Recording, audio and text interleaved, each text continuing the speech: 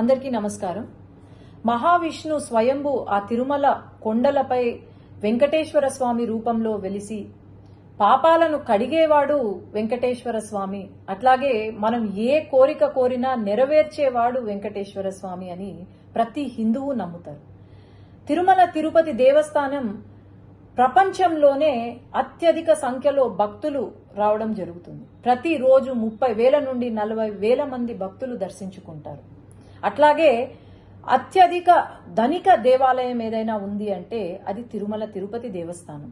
అలాంటి తిరుమల తిరుపతి దేవస్థానాన్ని దర్శించుకోవడానికి, వెంకటేశ్వర స్వామిని చూడ్డానికని చెప్పి నెలల తరబడి వెయిట్ చేసి మరీ దర్శనం కోసం వస్తారు భక్తులు.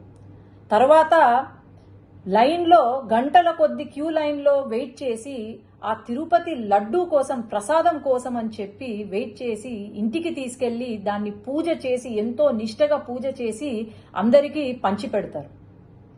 అలాంటి తిరుపతి లడ్డూలో మొన్న ఏదైతే రిజల్ట్ ల్యాబ్ టెస్ట్ ఏదైతే వచ్చిందో, మన హిందువులు గోవుని ప్రతిరోజు పూజిస్తాం.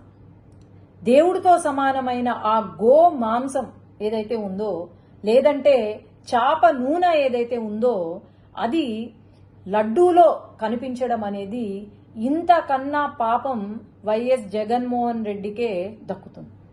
ఎందుకంటే హిందువులు కాని వాళ్ళు, అసలు హిందుత్వాన్ని నమ్మని వాళ్లను అక్కడ చైర్మన్లుగా తీసుకొచ్చి, కరుణాకర్ రెడ్డి అని చెప్పి అక్కడ చైర్మన్ గా తీసుకొచ్చి, ఆయన వెంకటేశ్వర స్వామి ఒక నల్ల రాయి అని చెప్పి, అలాగే ఆ 7 కొండలు ఎందుకు, 5 కొండలు చాలు అని చెప్పి ఒక జీవోని తీసుకొచ్చి పెట్టారు. అట్లాగే వైవి సుబ్బారెడ్డి గారు అని చెప్పి ఆయనను తీసుకొచ్చి, అసలు హిందుత్వం అనే నమ్మని వాళ్లను తీసుకొచ్చి ఈరోజు మరి అసలు వీళ్లకు ఆ ఆలోచన ఎలా కలిగింది అనేది నాకైతే అర్థం కావట్లేదు. ఎప్పుడో 1857లో సిపాయి మ్యూటినీ అని విన్నాం. అది బుల్లెట్లు, బ్రిటిషర్లు చేసే బుల్లెట్లలో గోమాంసం ఉందని చెప్పి అదే ఫస్ట్ వార్ ఆఫ్ ఇండిపెండెన్స్ అని కూడా అంటారు.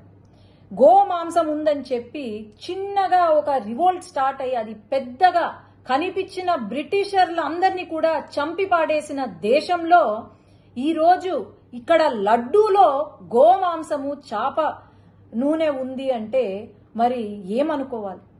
మనము ఈ 5 సంవత్సరాలు, గత 5 సంవత్సరాల కాలంలో మనం గమనిస్తే అసలు గుడులకు వాల్యూ ఇవ్వని ఆ ప్రభుత్వం, వైఎస్ఆర్సీపీ ప్రభుత్వం ఏదైతే ఉందో, నేను చెప్తూనే వచ్చాను. శ్రీశైలంలో కూడా శ్రీశైలం లడ్డూలో చికెన్ ఎముక కనిపించింది అంటే ఆ రోజు ఎటువంటి యాక్షన్ తీసుకోలేదు. అసలు దేవాలయాలు ఎందుకున్నాయి, లేదంటే మన దేవుళ్ళు ఎందుకున్నారు ఇంకా అని అనిపిస్తుంది. తప్పకుండా ఖచ్చితంగా అయితే ఈ ఎవరైతే దీనికి బాధ్యులో వాళ్ళను ఉరి తీసినా ఎక్కడ తక్కువ కాదు, కానీ వీళ్లకు కఠినమైన శిక్ష విధించాలి, ఖచ్చితంగా విధిస్తారు అని నేను అనుకుంటున్నాను. సీఎం గారు వెంటనే, మన గవర్నమెంట్ ఫామ్ అయిన వెంటనే తిరుపతి లడ్డు నాణ్యత కోసం, అది చాలా చిన్న విషయం కావచ్చు కానీ తిరుపతి లడ్డు నాణ్యత ఎలా ఉంది అని చెప్పి ల్యాబ్ రిపోర్ట్కి పంపించారు అంటే ఇంతకన్నా మంచి ముఖ్యమంత్రి, మంచి పాలన ఎక్కడైనా ఉంటుందా అని నేను భావిస్తున్నాను. ఇక్కడ మటుకు ఈ హిందూ మనోభావాలు దెబ్బతీసేలాగా ఇలాంటి సిచ్యువేషన్ మనకు ప్రపంచం మొత్తము ఈ దుర్ఘటనను గమనిస్తూనే ఉంది. ఖచ్చితంగా వీళ్లకు కఠిన శిక్ష వేయవలసిందిగా నేనైతే కోరుతున్నాను. ధన్యవాదాలు.